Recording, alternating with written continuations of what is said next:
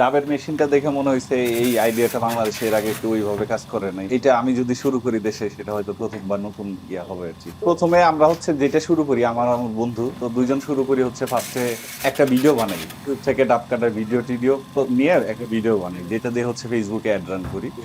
ভিডিওটা দেওয়ার সময় আসলে আমরা কত অর্ডার আসবে বা কত কিছু আসবে ওইভাবে আশা করি নাই, কিন্তু হচ্ছে একটা রান করার পরে আধা ঘন্টায় অনেকগুলা প্রচুর কাস্টমারের রেসপন্স ছিল। অর্ডার হয়ে যায় হচ্ছে 7-8টার মতো।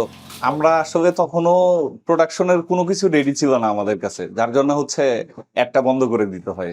আমরা রাতে 12টার দিকে গেলাম হচ্ছে ডাব খুঁজতে আর কি। রাতে প্রথমে কারওয়ান বাজার, তারপরে হচ্ছে বেরিবাদ, মিরপুর সব ঘুরে টুরে মোটামুটি ডাবের ব্যাপারে একটা আইডিয়া নেওয়ার পরে ওই রাতেই হচ্ছে আমরা 4টার দিকে মনে হয় 50টা ডাব কিনে নিয়ে আসি সিএনজিতে করে। তখন আমার বাসা হচ্ছে বারোতলাতে ছিল, ভোরের দিকে আর কি, লিফট বন্ধ ছিল।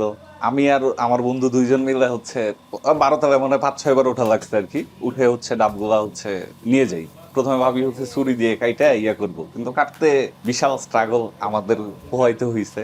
তখন তো মনে হয় 50টার মধ্যে 20টাই নষ্ট হয়ে গেছে কাটতে যায়, মানে ঠিকভাবে কাটতে পারিনি। তারপরে কিছু হয়েছিল যেগুলো হচ্ছে আসলে ডেলিভারি করার মতো অবস্থায় ছিল আর কি। 5 বক্সের মতো মনে হয় ওই দিনই ডেলিভারি করছিলাম আমি আর আমার বন্ধু।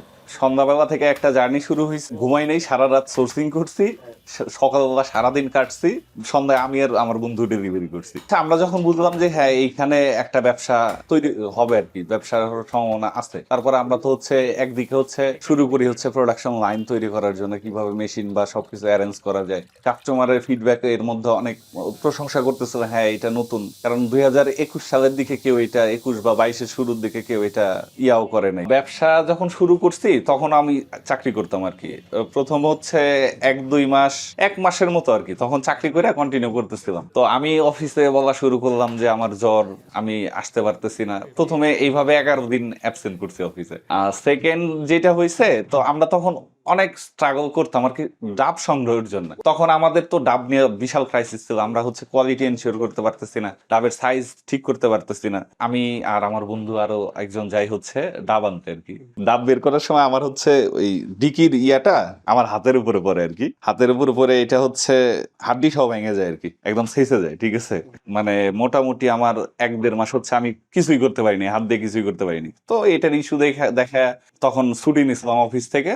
তো এটা রিকভারি হওয়ার আগে আমার ব্যবসাটা মোটামুটি রিকভার করে ফেলছিল, যার জন্য হচ্ছে আমি অফিস থেকে হচ্ছে চাকরিটা একদম বাদ দিয়ে দিছি। মেশিনটা নিয়ে আসার পরে অ্যাড রান করা শুরু করি আবার।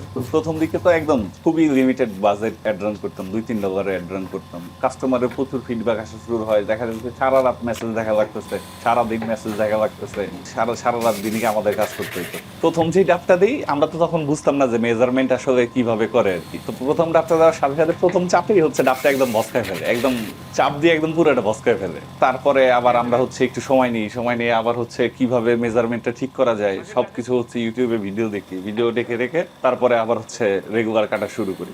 আমাদের 1-2 মাসের মাথায় ডেইলি হচ্ছে 50-60 হাজারের মতো সেল চলে আসে আর কি ডেইলি। এই ব্যবসাতে সবচেয়ে বড় অসুবিধা হচ্ছে কোয়ালিটি এনশিওর করা, যেটা হচ্ছে ডাবের সাইজ। ডাব তো হচ্ছে একই সাইজের হয় না, ডাবের হচ্ছে ভেরিয়েশন থাকে, ছোট থাকে, বড় থাকে, মাঝারি থাকে। আপনি সচরাচর বাজারে কিনতে গেলে এই সাইজটা মিলানো হচ্ছে সো ডিফিকাল্ট। আর সেকেন্ড যেটা সমস্যা হচ্ছে কাস্টমার দেখা যায় হচ্ছে ডাবগুলো বাইরে রাখলে 3 দিন ভালো থাকে, ফ্রিজে রাখলে 10 দিন ভালো থাকে। প্রথম দিকে অনেকেই একটু এই ব্যাপারটার সাথে বুঝতো না, বাইরে রেখে দিত, নষ্ট হয়ে যেত, আমাদেরকে কল করতো, আমরা রিফান্ড করতাম বা হচ্ছে রিপ্লেস করে দিতাম। কিন্তু এখন আমাদের যে কাস্টমার বেজ আছে তারা মোটামুটি এটার ব্যাপারে জেনে গেছে যে হে ডাবটা ফ্রিজে রাখতে হবে। আমাদের ডাব সোর্সিং হয় হচ্ছে ভোলা থেকে, নিজেদের গাছিদেরকে দাদন দেওয়া আছে।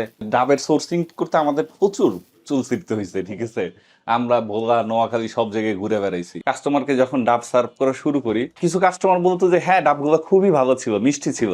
কিছুদিন বলতো যে পানি কম, টেস্টটা খুব একটা ভালো না। তো আমরা এই সমস্যা সমাধান করার জন্য আসলে যে কারণটা কি, কেন এরকম হইতেছে, আমরা রিসার্চ করতে করতে একটা সময় বুঝতে পারি এটা আসলে হচ্ছে ভৌগোলিক কারণে।